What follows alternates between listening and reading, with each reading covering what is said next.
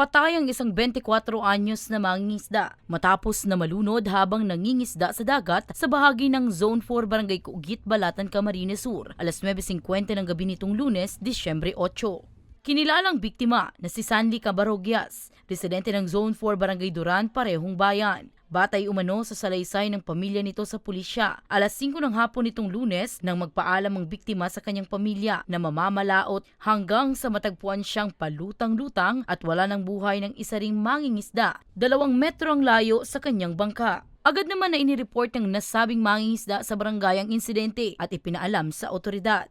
Dahil sa mayroon siyang epilepsy, tinatayang inatake ito ng kanyang pagka-epilepsy dahilan po ma'am ng kanyang pagkalunod.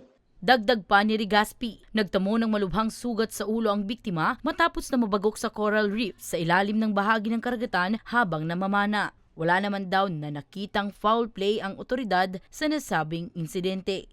Ulit-ulit po naming sinasabi na mag-ingat po tayo lalong-lalo na po kung masama yung panahon. Tapos doon naman po sa mga magulang kung alam nila na mayroong medical condition yung anak nila na magsasagawa ng pangingisda o kung ano pa man, basta sa ng dagat, kailangan nilang iintindihin o kaya wag na nilang payagan. Kasi kung doon talaga po ma'am aabutan ng kanilang medical condition, hindi natin masasabi ma'am kung ano ang mangyayari.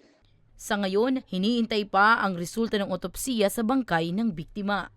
Para sa mga balitang Tatak Bicol, Danica Garcia.